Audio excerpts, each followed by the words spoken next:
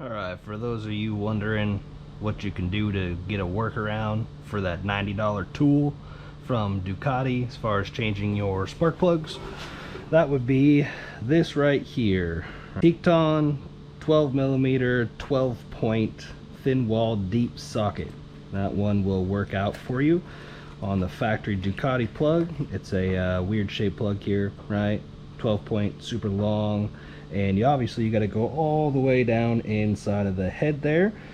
Little trick that you want to use, since this is not a dedicated spark plug socket, is to make sure to put a little bit of paper towel in there so it insulates in between the insulation and the porcelain here and the actual socket itself.